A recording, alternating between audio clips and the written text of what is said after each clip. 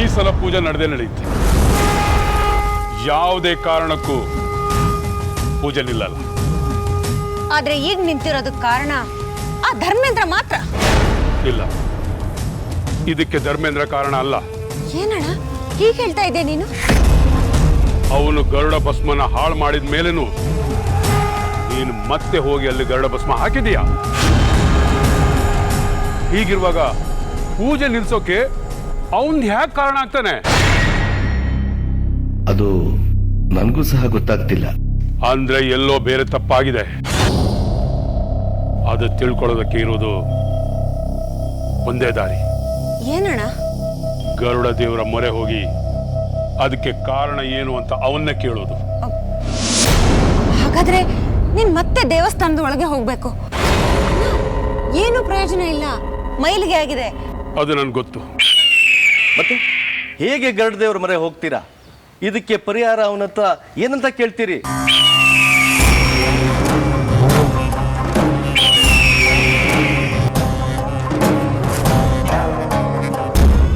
ನಾನು ಸಮಾಧಿ ಆಗ್ತೀನಿ.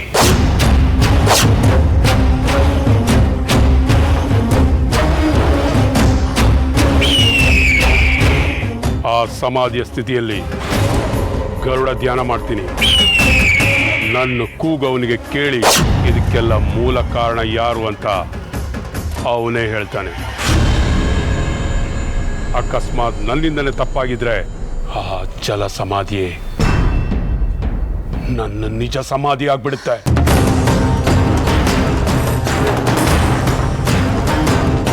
ಅಣ್ಣ, ನೀನು ನನ್ನ ಅಣ್ಣ ಅಲ್ಲ, ನನ್ನ ತಂದೆ ಅಂತ ತಿಳ್ಕೊಂಡು ನಿನ್ ಪ್ರೀತಿ ನೆರಳಲ್ಲಿರೋಳು ನಾನು. ನೀನ್ ಜಲ ಸಮಾಧಿ ಆಗೋದಕ್ಕೆ ನಾನು ಬಿಡೋದಿಲ್ಲ. ಯಾರು ಒಪ್ಲಿ ಬಿಡ್ಲಿ, ನಾನು ನಿರ್ಧಾರ ಮಾಡಿ ಆಗಿದೆ. ಇದನ್ನ ನಾನು ಬದಲಾಯಿಸೋದಿಲ್ಲ. ಈ ಹೋರಾಟದಲ್ಲಿ ಒಂದು ಸತ್ಯ ಗೊತ್ತಾಗಬೇಕು. ಇಲ್ಲ, ನನ್ನ ಸಾವು ನಿಮ್ಮ ಕಣ್ಣಿಗೆ ಕಾಣಬೇಕು.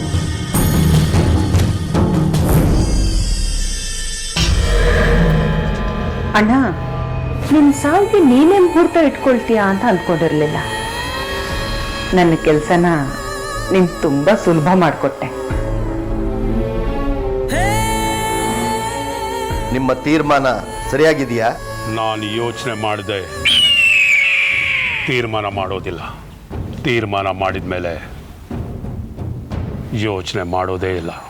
ಅರ್ಚಕರೇ, ಮುಂದಿನ ವಿಧಿವಿಧಾನಗಳನ್ನು ಸಿದ್ಧತೆ ಮಾಡ್ಕೊಳ್ಳಿ.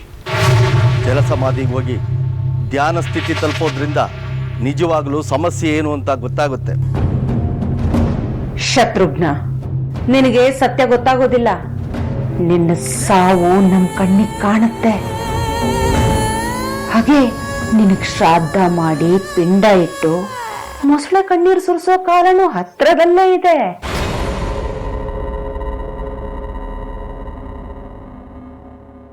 ಅಮೃತ ಅವರೇ, ಯಾಕೊಂಥರ ಇದ್ದೀರಾ? ನಾನು ಈ ರೀತಿ ಮಾತಾಡ್ತಾ ಇರೋದು ನಿಮಗೆ ಬೇಜಾರಾಗ್ತಾ ಇದೆಯಾ? ಚೇಚೆ, ಹಾಗೇನೂ ಇಲ್ಲ, ಸ್ವಲ್ಪ ತಲೆ ನೋವ್ತಾ ಇದೆ. ಸರಿ, ಹಾಗಾದ್ರೆ ಬನ್ನಿ ಹೊರಗೆ ಹೋಗೋಣ. ಬನ್ನಿ.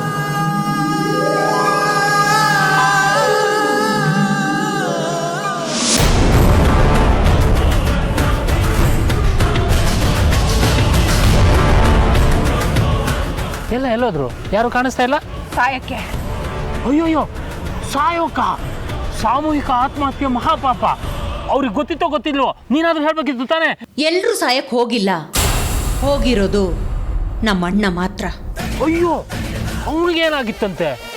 ಪೂಜೆ ನಡೆದಿಲ್ಲ ಅಂತ ಸತ್ತೋದ್ರೆ ಪೂಜೆ ನಡೆದೋಗ್ಬಿಡುತ್ತಂತ. ಪಾಪ, ನಿಮ್ಮ ಅತ್ತಿಗೆ ಗತಿ ಏನು ಆಮೇಲೆ?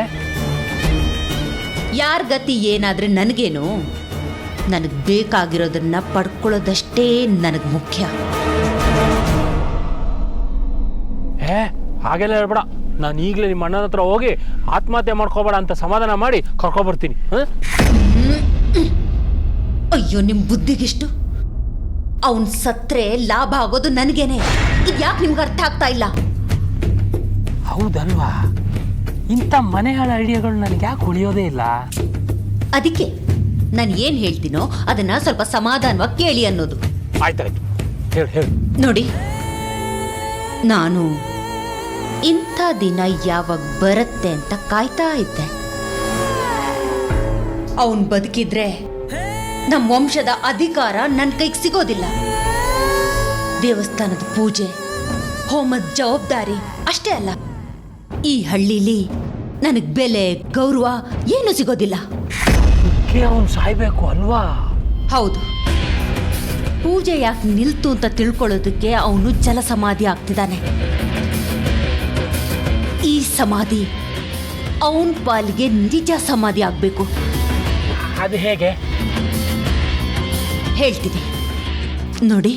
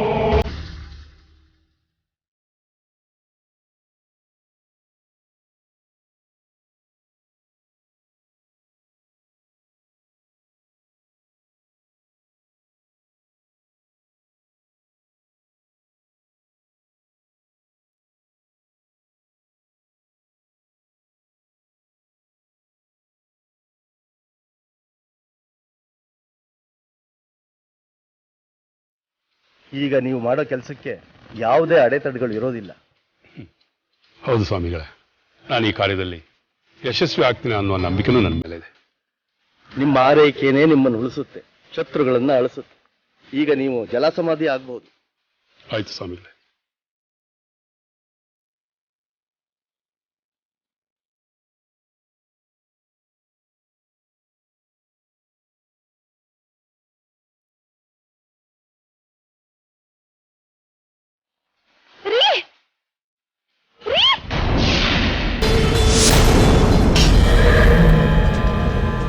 ನೀವು ಮಾಡ್ತಾ ಇರೋ ತಪ್ಪು. ಯಾವ್ದು ತಪ್ಪು ಯಾವ್ದು ಸರಿ ಅನ್ನೋ ಪರಿಜ್ಞಾನ ನನಗಿದೆ. ನೀವು ಹೀಗೆ ಜಲ ಸಮಾಧಿ ಆದ್ರೆ ನನ್ ಗತಿ ಏನು? ನನಗೆ ನಿಮ್ಮನ್ನು ಬಿಟ್ಟರೆ ಬೇರೆ ಯಾರಿದ್ದಾರೆ?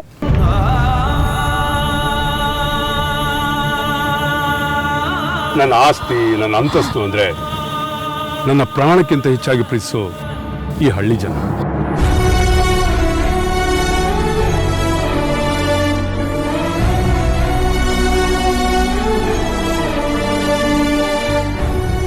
ಎರಡು ವರ್ಷದಿಂದ ಪೂಜೆ ಇಲ್ಲ ಅಂತ ಆತಂಕದಲ್ಲಿದ್ದರು.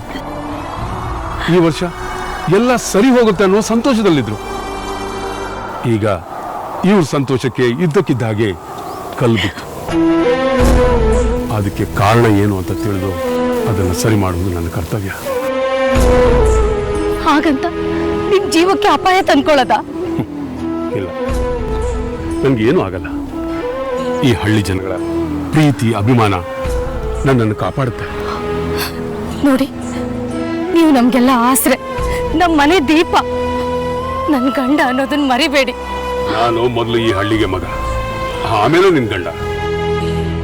ನನಗೆ ನನ್ನ ಮನೆಗಿಂತ, ನನ್ನ ಹೆಂಡತಿ ಮಕ್ಕಳಿಗಿಂತ ನನ್ನ ಹಳ್ಳಿ ಜನರ ಸಂತೋಷನೇ ಮುಖ್ಯ.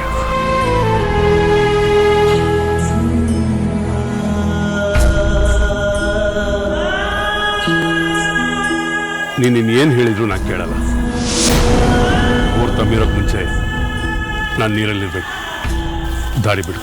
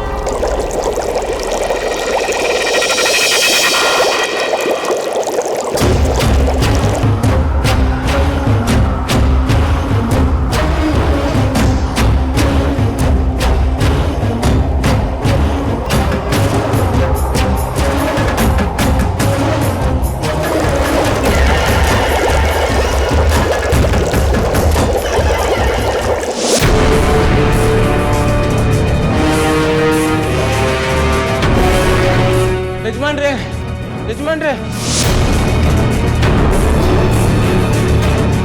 ಏಯ್ ಯಾಕೆ ಕೊಡ್ತಾ ಇದೆಯಾ? ಏನಾಯ್ತು? ಯಜಮಾನ್ರು ಜಲಸಮಾಧಿ ಆಗಿದ್ದಾರಂತೆ. ಅದಕ್ಕೆ ಊರಿನ ಜನ ಅಲ್ಲಿ ಹೋಗಿದ್ದಾರೆ. ಅದಕ್ಕೆ ನಾನು ಹೋಗ್ತಾ ಇದ್ದೀನಿ.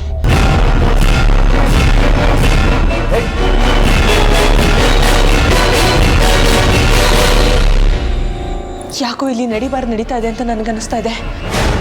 ಊರಿಗೆ ಬರ್ತಾ ಇದ್ದಾಗೆ ಊರಿಗೆ ಬರಬಾರ್ದು ಅನ್ನೋ ಹಾಗೆ ನಮ್ಮನ್ನ ತಡೆದ್ರು.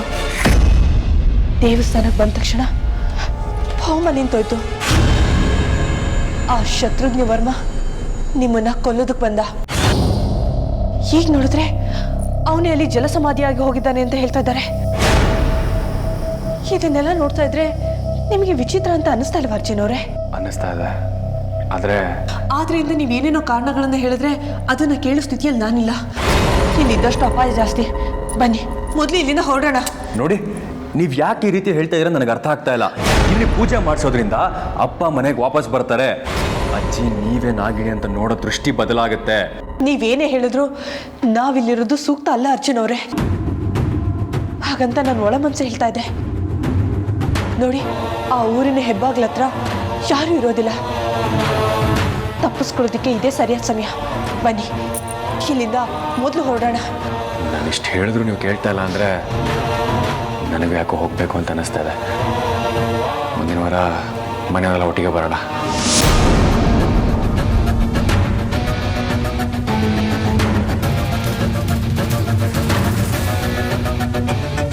ಅಮೃತ ಅವರೇ, ಯಾರೂ ಇಲ್ಲ, ಬನ್ನಿ ಹೋಗೋಣ.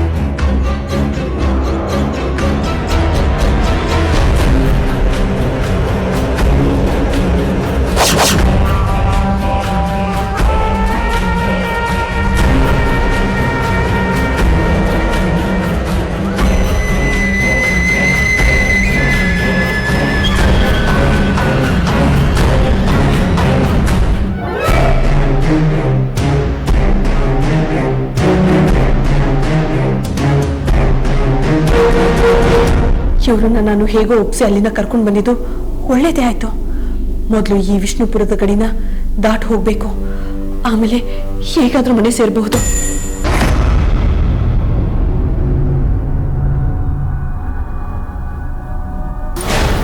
ಅಜ್ಜನವರೇ, ಯಾರು ಇಲ್ಲ, ಆದಷ್ಟು ಬೇಗ ಗಡಿ ದಾಟ್ಬಿಡೋಣ.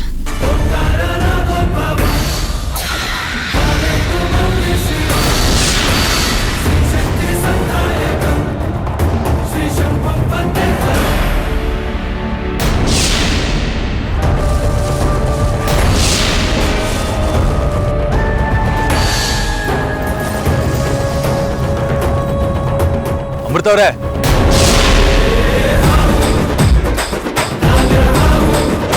ನಾನು ಹೋಮದ ಭಸ್ಮದ ಕೆರೆಯನ್ನು ಹೇಗೆ ದಾಟೋದು? ಅಮೃತವ್ರೆ, ಇಲ್ಲ, ನಾನೇನೇ ಪ್ರಯತ್ನ ಪಟ್ಟರು ಸಹ ಈ ಗೆರೆನ ದಾಟೋದಕ್ಕೆ ಸಾಧ್ಯ ಇಲ್ಲ. ಇದನ್ನ ನಾನು ಆಗಲೇ ಯೋಚನೆ ಮಾಡಬೇಕಾಗಿತ್ತು. ಇದನ್ನ ದಾಟೋ ಪ್ರಯತ್ನ ಮಾಡಿ ಏನಾದರೂ ಹೆಚ್ಚು ಕಡಿಮೆ ಆಗೋದಕ್ಕಿಂತ ಇಲ್ಲೇ ಇರೋದು ವಾಸಿ ಅನಿಸ್ತಾ ಇದೆ. ಯಾಕೆ ಹೀಗೆ ನಿಂತಿದ್ದಾರೆ? ಏನು ಯೋಚನೆ ಮಾಡ್ತಾ ಇದ್ದಾರೆ ಇವರು? ಅಮೃತವ್ರೆ, ನಿಮ್ಮನ್ನೇ ಕೂಗ್ತಾ ಇರೋದು. ಯಾಕೆ ಒಳ್ಳೆ ಗೊಂಬೆ ತರ ನಿಂತಿದ್ದೀರಾ?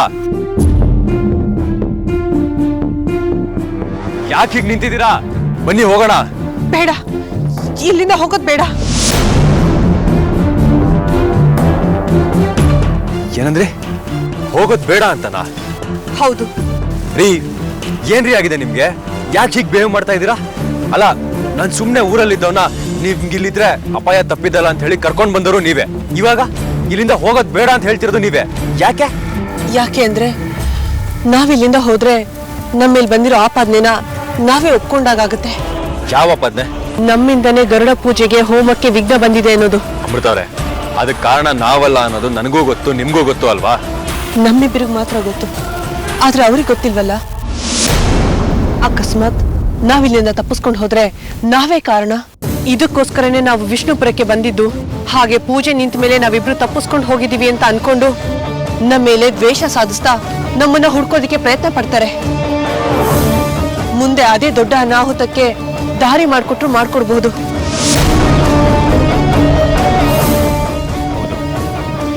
ನೀವು ಹೇಳ್ತಾ ಇರೋದು ಸರಿ ಅನ್ನಿಸ್ತಾ ಇದೆ. ಈಗೇನು ಮಾಡೋಣ ಮತ್ತೆ? ಅವ್ರು ಹೋಮ ಪೂಜೆ ಮುಗಿಯೋವರೆಗೂ ನಾವ್ ಇದೇ ಊರಲ್ಲಿರೋಣ. ಹೇಗಿದ್ರು ನಾವ್ ಅಜ್ಜಿಗೆ 2 ದಿನ ಬರಲ್ಲ ಅಂತ ಹೇಳಿದೀವಲ್ಲ, ಅಲ್ಲಿ ಅವರು ನೆಮ್ಮದಿಯಾಗಿರ್ತಾರೆ ಬಿಡಿ. ನೀವು ಅನ್ಕೊಂಡ ಹಾಗೆ ಪೂಜೆನೂ ಮುಗಿಯುತ್ತೆ. ಸರಿ, ನೀವು ಹೇಳಿದಾಗೆ ಆಗಿ.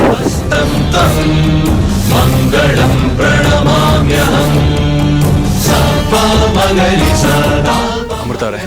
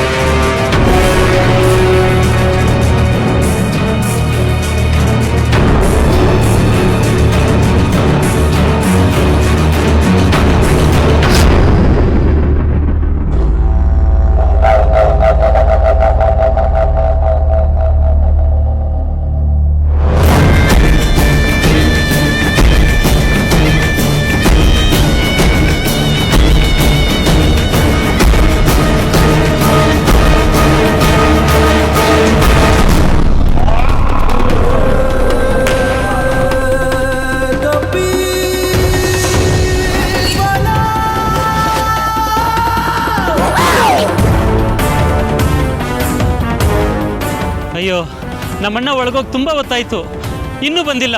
ಅಂದ್ರೆ ಅವ್ರಿಗೇನು ಅಪಾಯ ಆಗಿದೆ ಅನ್ಸುತ್ತೆ.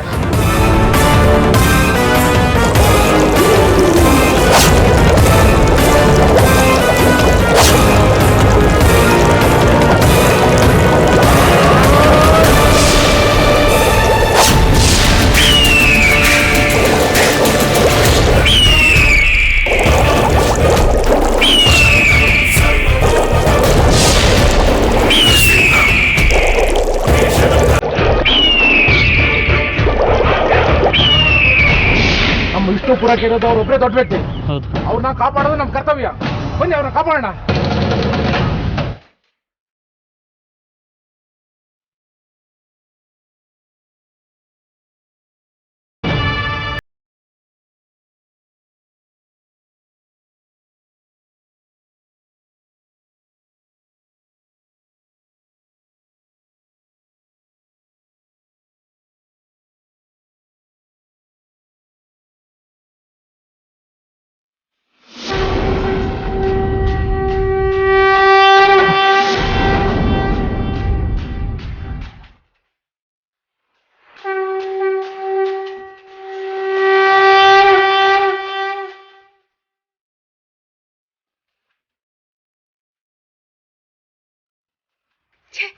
ಎಂಥ ಅವಕಾಶ ಸಿಕ್ಕಿತ್ತು. ಮೂರ್ಖ ಹೋಗಿದ ತಕ್ಷಣ ಕೆಲಸ ಮುಗಿಸಿದ್ರೆ ಇವನು ಬಚಾವಾಗೋಕ್ಕೆ ಆಗ್ತಾ ಇರಲಿಲ್ಲ.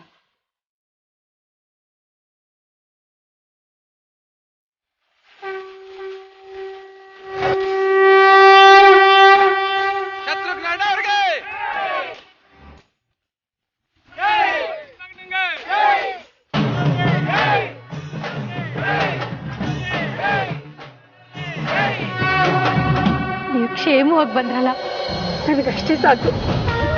ನಾ ಹೇಳಿಲ್ವ, ಈ ಹಳ್ಳಿ ಜನರ ಪ್ರೀತಿ ಇರುವ ತನಕ ನನಗೆ ಏನೂ ಆಗಲ್ಲ. ಅಣ್ಣವ್ರಿಗೆ ಅಣ್ಣವ್ರಿಗೆ ಅಣ್ಣವ್ರಿಗೆ ಅಣ್ಣ, ನೀನ್ ಹೇಳೋದು ನಿಜ. ಈ ಜನರ ಆಶೀರ್ವಾದ ನಿನ್ ಮೇಲೆ ಮಾತ್ರ ಅಲ್ಲ, ನಮ್ಮ ವಂಶದ ಮೇಲೇನೂ ಇದೆ. ಏನಾಯ್ತು? ಏನಾದ್ರೂ ಗೊತ್ತಾಯ್ತಾ? ಪರಿಹಾರ ಸಿಗ್ಲಿಲ್ಲ. ಆದ್ರೆ ಏನು? ಅದರ ಜಾಡು ಗೋಚರ ಆಗಿದೆ. ಅದರ ಕಾರಣ ಏನು ಅಂತ ತಿಳ್ಕೊಳ್ತೀನಿ.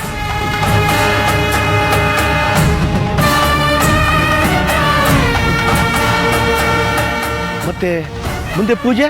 ಮೊದಲು ದೇವಸ್ಥಾನ ಸಂಪ್ರದಾಯವಾಗಿ ಶುದ್ಧೀಕರಣ ಮಾಡಿ, ಆಮೇಲೆ ಒಂದು ಮಂಡಲ ಪೂಜೆ ಮಾಡಿ.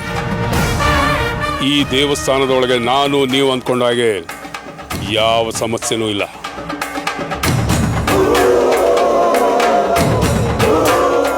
ಸಮಸ್ಯೆ ಬೇರೆನೇ ಇದೆ. ಅದು ಏನು ಅನ್ನೋದನ್ನ ಆಮೇಲೆ ನಿಮ್ಗೆ ಹೇಳ್ತೀನಿ. ಸರಿ. ಮಂಡಲ ಪೂಜೆ ನಡೆಯುವಾಗ ಈ ಊರವರಾಗ್ಲಿ ಬೇರೆ ಊರವರಾಗ್ಲಿ ಯಾರು ಇರಬಾರ್ದು.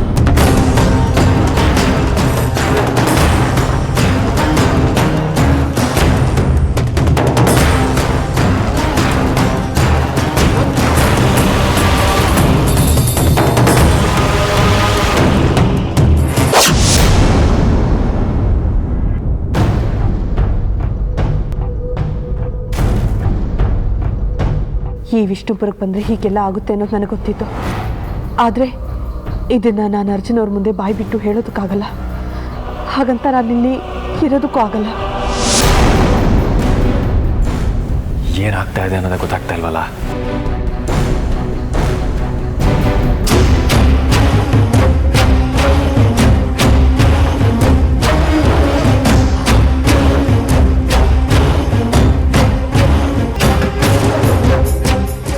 ದೇವಸ್ಥಾನದ ಹತ್ರ ನಡೆದ ವಿಚಾರಕ್ಕೆ ಕ್ಷಮೆ ಇರಲಿ. ನಾವೆಷ್ಟೇ ಎಚ್ಚರಿಕೆಯಿಂದ ಇದ್ರೂ ಸಹ ಕೆಲವೊಮ್ಮೆ ಈ ರೀತಿ ಅಚಾತುರ್ಯಗಳು ನಮ್ಮ ಕೈ ಮೀರಿ ನಡೆದು ಹೋಗುತ್ತೆ.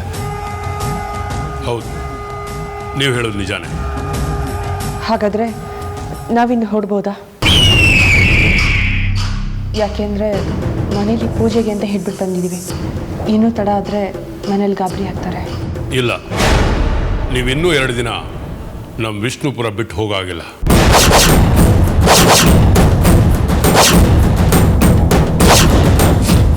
ನೀವು ನಮ್ಮ ಅತಿಥಿಗಳು.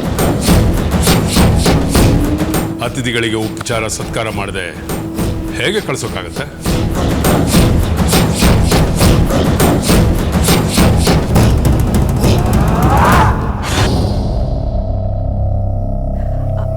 ಅಣ್ಣ, ನನಗೊಂದು ಗೊತ್ತಾಗ್ತಾ ಇಲ್ಲ. ಎಲ್ಲ ಸಾಂಗವಾಗಿ ನಡೀತಾ ಇತ್ತು. ಆದ್ರೆ ಯಾಕಾಗೆ ಇದ್ದಕ್ಕಿದ್ದಾಗೆ ಹೋಮಕುಂಡದ ಅಗ್ನಿ ಹಾರೋಯ್ತು? ಅದಕ್ಕೆ ಒಂದು ಬಲವಾದ ಕಾರಣ ಇದೆ. ಏನದು? ನಮ್ಮ ವಿಷ್ಣುಪುರಕ್ಕೆ ನಾಗಗಳ ಆಗಮನ ಆಗಿದೆ.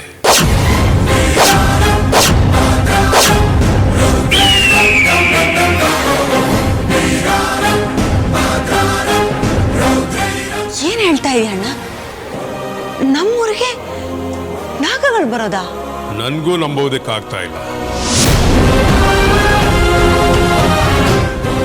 ಆದ್ರೆ ಕೆಲವು ಸಲ ನಂಬಿಕೆಗಳು ಸುಳ್ಳಾಗುತ್ತೆ ಸೌಪರ್ಣಿಕ. ಮೊದಲು ನಮ್ಮ ಮನೆಯಲ್ಲಿರುವ ನಾಗಗಳನ್ನ ನಿವಾರಣೆ ಮಾಡಬೇಕು. ನಮ್ಮನೇಲಿ ನಾಗಗಳ?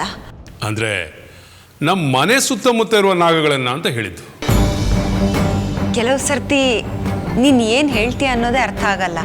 ಆದ್ರೆ ನೀನ್ ಏನೇ ಹೇಳಿದ್ರು ಅದ್ರ ಹಿಂದೆ ಒಂದು ನಿಖರವಾದ ಕಾರಣ ಇರತ್ತೆ ಅನ್ನೋದು ಮಾತ್ರ ಗೊತ್ತು.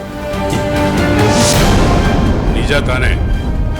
ಹಾಗಾದ್ರೆ ಸಮಾಧಾನದಿಂದ ಕಾಯಿ.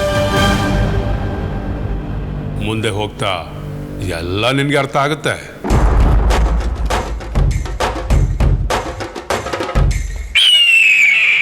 ಹರಣಿ, ಇವರು ಇನ್ನೂ 1-2 ದಿನ ಇಲ್ಲೇ ಇರ್ತಾರೆ. ಅಂದ್ರೆ ನಮ್ಮ ಪೂಜೆ ಮುಗಿಯೋ ತನಕ ಇವರಿಗೆ ಏನೆಲ್ಲ ವ್ಯವಸ್ಥೆ ಬೇಕು, ಏನೋ ಕೊರತೆ ಆಗಬಾರ್ದು, ಅವೆಲ್ಲ ಮಾಡು. ಸರಿ.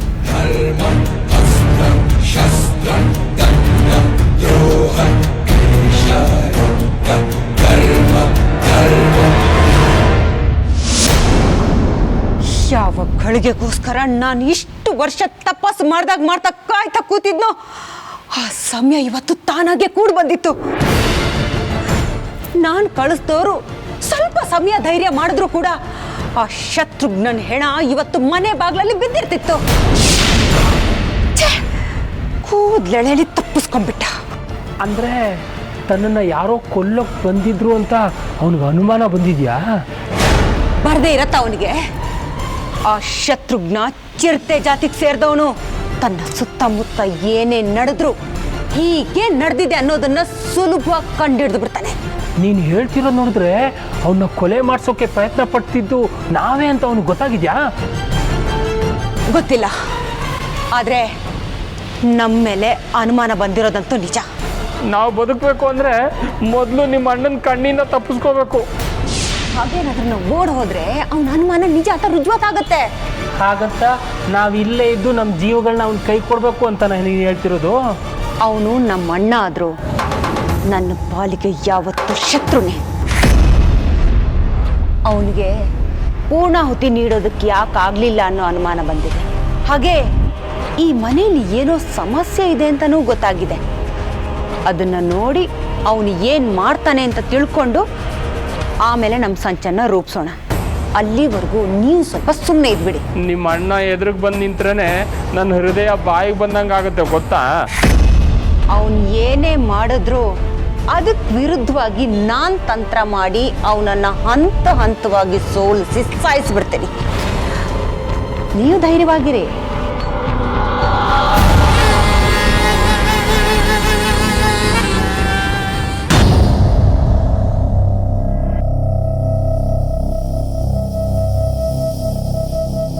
ಅಮೃತವ್ರೆ, ಯಾಕೊಂಥರ ಇದ್ದೀರಾ? ಅಲ್ಲ ಅರ್ಜುನ್ ಅವರೇ, ನಾವು ಈ ಶತ್ರುಘ್ನನಿಗೆ ನೆಂಟರು ಅಲ್ಲ, ಬಂಧು ಬಳಗನೂ ಅಲ್ಲ. ಆದರೂ ಇವ್ರು ಯಾಕೆ ನಮ್ಗೆ ಇಷ್ಟೊಂದು ಉಪಚಾರ ಮಾಡ್ತಿದ್ದಾರೆ ನನಗೆ ಗೊತ್ತಾಗ್ತಾ ಇಲ್ಲ. ನೋಡಿ, ಎಲ್ಲದಕ್ಕೂ ಹೀಗೆ ಯೋಚನೆ ಮಾಡಿದ್ರೆ ಎಲ್ಲದರಲ್ಲೂ ದೋಷ ಕಾಣಿಸುತ್ತೆ. ಈಗಿನ ಕಾಲದಲ್ಲಿ ಯಾರಿಗೂ 10 ಪೈಸೆನೂ ಖರ್ಚು ಮಾಡೋದಿಲ್ಲ. ಅಂಥದ್ರಲ್ಲಿ ಇಷ್ಟೆಲ್ಲ ನಮಗೆ ಮಾಡ್ತಿದ್ದಾರೆ ಅಂದಮೇಲೆ ಇದರಿಂದ ಅವರಿಗೆ ಬೇರೆ ಏನೋ ಉದ್ದೇಶ ಇದೆ ಅನ್ನೋದು ಮಾತ್ರ ನಿಜ. ಅಪಾಯ ಬಂದಮೇಲೆ ಎಚ್ಚೆತ್ಕೊಳ್ಳೋದಕ್ಕಿಂತ ಅಪಾಯ ಬರೋದಕ್ಕಿಂತ ಮುಂಚೆ ಎಚ್ಚೆತ್ಕೊಳ್ಳೋದು ಒಳ್ಳೇದು ಅರ್ಜುನ್ ಅವರೇ. ನೋಡಿ, ಎಲ್ಲರನ್ನೂ ಅನುಮಾನದಿಂದ ನೋಡಬೇಡಿ ಅಮೃತವ್ರೆ. ಇದು ಅನುಮಾನ ಅಲ್ಲ ಅರ್ಜುನ್ ಅವರೇ, ವಾಸ್ತವ. ಯಾವ ವಾಸ್ತವನೂ ಇಲ್ಲ, ಇದೇ ಸತ್ಯ. ದೇವಸ್ಥಾನದಲ್ಲಿ ಪೂಜೆ ಗಡ್ಡಿ ಆಯಿತು ಅನ್ನೋ ಅಸಮಾಧಾನ ನಮ್ಮ ಮೇಲೆ ಇದೆಯೇ ಹೊರತು ಅವ್ರಿಗೆ ನಮ್ಮ ಮೇಲೆ ಯಾವುದೇ ಕೋಪ ಆಗಲಿ ಅನುಮಾನ ಆಗಲಿ ಇಲ್ಲ. ಅಷ್ಟಕ್ಕೂ ನಮ್ಮ ಮೇಲೆ ಅನುಮಾನ ಪಡೋದಕ್ಕೆ ಏನಿದೆ ಹೇಳಿ? ಅವ್ರು ಹೇಳ್ದಾಗೆ ನಾನಾಗಲಿ ನೀವಾಗಲಿ ನಾಗಗಳ ಅಥವಾ ಸರ್ಪಗಳ?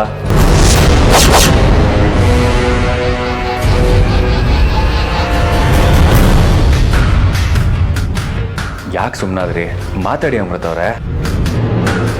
ಯಾಕೆ ನೀವು ನಾಗಿಣಿನಾ?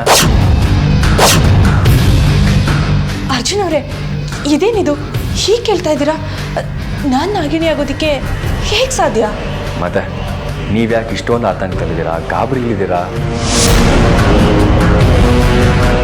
ಅದು ನೋಡಿ, ಮನೆಯಲ್ಲಿ 2 ದಿನ ಅಂತ ಹೇಳಿ ಬಂದಿದ್ದೀವಿ. ಇಲ್ಲಿ ಪೂಜೆ ಹೋಮ ಎಲ್ಲ ಮುಗಿಯೋಷ್ಟು 2 ದಿನ ಆಗುತ್ತೆ. ಆರಾಮಾಗಿ ಎಲ್ಲದನ್ನು ಮುಗಿಸ್ಕೊಂಡು ಸಂತೋಷವಾಗಿ ಹೋಗೋಣ. ಹಾಂ, ಸರಿ ಸರಿ, ಅಷ್ಟು ತಲೆ ಕೆಡಿಸ್ಕೋಬೇಡಿ, ಮಲ್ಕೋ ಹೋಗಿ.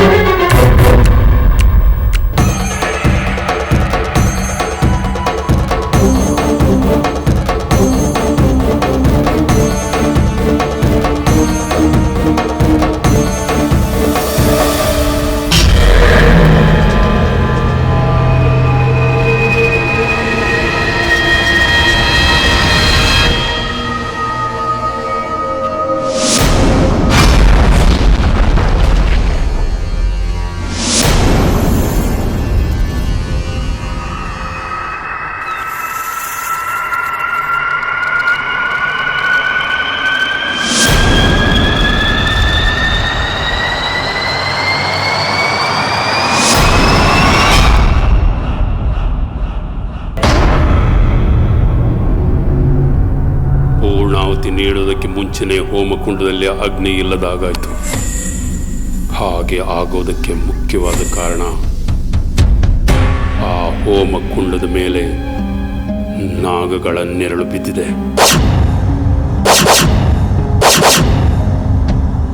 ಅಷ್ಟೇ ಅಲ್ಲ, ನೀರು ಒಳಗಡೆನೆ ನನ್ನ ಮುಗ್ಸಕ್ ನೋಡಿದ್ರು. ಅಂದ್ರೆ ನನ್ನ ಶತ್ರುಗಳು ಎಲ್ಲೋ ದೂರದಲ್ಲಿಲ್ಲ, ನನ್ನ ಅಕ್ಕ ಪಕ್ಕ ಸುತ್ತಮುತ್ತನೇ ಇದ್ದಾರೆ ಅಂತಾಯ್ತು. ಯಾರು ಆಹಿತ ಶತ್ರುಗಳು?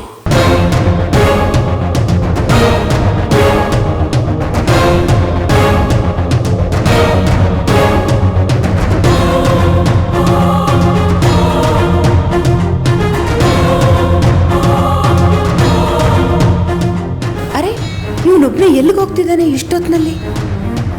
ಅಣ್ಣ, ಇಷ್ಟೊತ್ತಿನಲ್ಲಿ ಒಬ್ನೇ ಎಲ್ಲಿಗೆ ಹೋಗ್ತಾ ಇದೆಯಾ? ಏನಮ್ಮ ಇದು? ಒಳ್ಳೆ ಕೆಲ್ಸಕ್ಕೆ ಹೋಗುವಾಗ ಎಲ್ಲಿಗೆ ಅಂತ ಕೇಳ್ತಾ ಇದೀಯಾ? ಓಹ್, ತಪ್ಪಾಯ್ತಣ್ಣ, ಕ್ಷಮಿಸ್ಬಿಡು. ಪರವಾಗಿಲ್ಲ. ನೋಡು, ಒಂದು ಮುಖ್ಯವಾದ ಕೆಲಸಕ್ಕೆ ಹೊರಗಡೆ ಹೋಗ್ತಾ ಇದ್ದೀನಿ, ಬರ್ತೀನಿ. ಅಣ್ಣ, ನಿನ್ನನ್ನ ಒಂಟಿಯಾಗಿ ಕಳ್ಸೋದಕ್ಕೆ ನನ್ನ ಮನಸ್ಸು ಒಪ್ತಾ ಇಲ್ಲ. ಆ ಧೈರ್ಯನೂ ನನಗಿಲ್ಲ. ನಾನು ನಿನ್ನ ಜೊತೆ ಬರ್ತೀನಿ.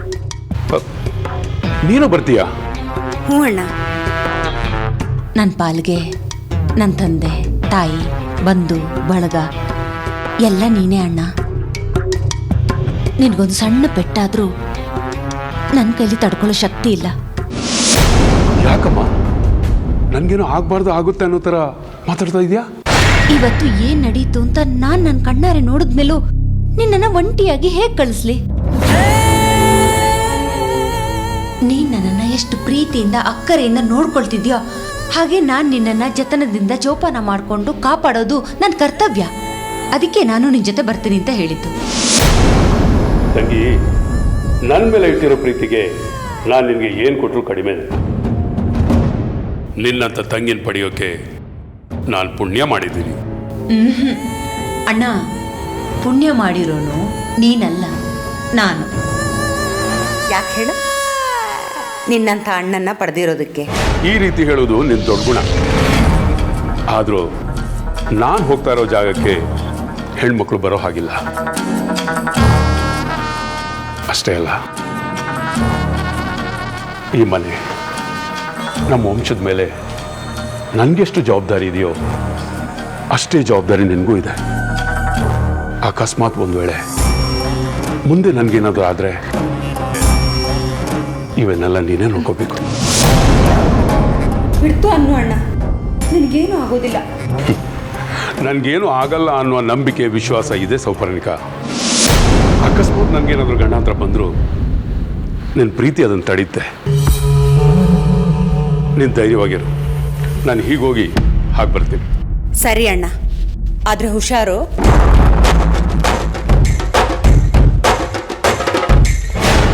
ನೀನು ಮಾತಾಡ್ತಿರೋದು ನೋಡಿದ್ರೆ ನನ್ನ ಮೇಲೆ ನಿನಗೆ ಅನುಮಾನ ಇಲ್ಲ ಅಂತ ಆಯ್ತು. ಈ ನಿನ್ನ ಅತಿಯಾದ ನಂಬಿಕೆ ಒಂದಲ್ಲ ಒಂದಿನ ನಿನಗೆ ಶತ್ರು ಆಗುತ್ತೆ ಶತ್ರುಘ್ನ ವರ್ಮ.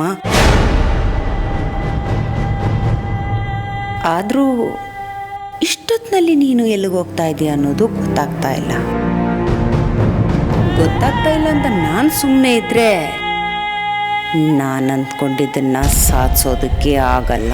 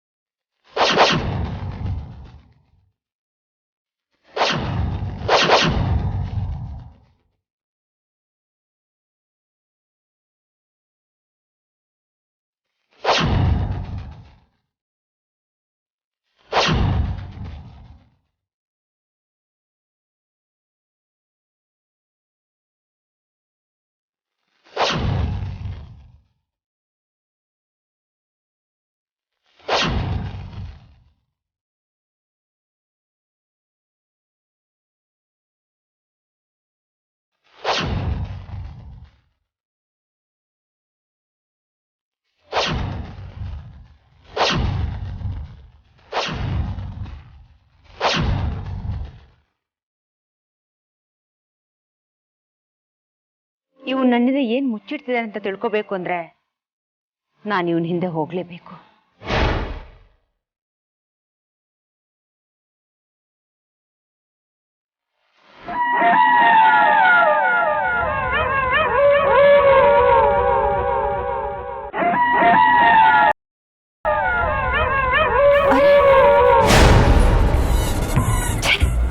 ನಾನು ಇಷ್ಟೊತ್ತು ಪಟ್ಟ ಶ್ರಮ ಎಲ್ಲ ವ್ಯರ್ಥ ಆಗೋಯ್ತು.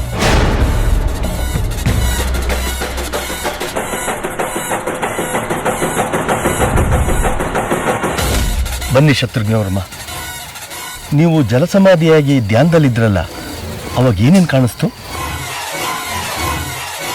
ಒಂದು ಮನೆ. ಆ ಮನೆ ಯಾರದ್ದು ಅಂತ ಗೊತ್ತಾಯ್ತಾ? ಹೌದು, ಅದು ನಂದೇ ಮನೆ. ನಿಮ್ದೇ ಮನೆ ನಿಮಗೆ ಕಾಣಿಸ್ತಾ? ಒಂದು ದಿವ್ಯವಾದ ಪ್ರಭಾವಳಿ. ಅಷ್ಟು ದಿವ್ಯವಾದ ಪ್ರಭಾವಳಿನ ನಾನು ಕನ್ಸಲ್ಲಿ ಕೂಡ ನೋಡಿಲ್ಲ. ನಿಮ್ಮ ಮನೆ ಸುತ್ತ ಪ್ರಭಾವಳಿನ? ಅದು ಹೇಗೆ ಸಾಧ್ಯ? ಅದೇ ನಂಗೆ ಗೊತ್ತಾಗ್ತಾ ಇಲ್ಲ. ಆಮೇಲೆ ನನ್ನ ಮನೆಯಲ್ಲಿ ಹಾವುಗಳ ಚಲನೆ ಕಾಣಿಸ್ತು.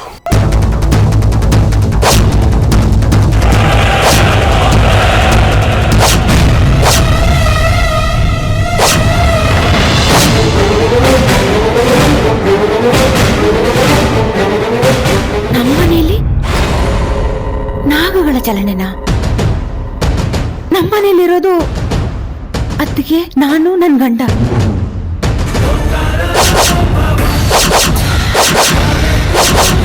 ಅಂದ್ರೆ ಅರ್ಜುನ್, ಅಮೃತ ನಾಗಗಳ? ಸಾಮಾನ್ಯ ನಾಗಗಳಲ್ಲ, ದೈವ ನಾಗಗಳ.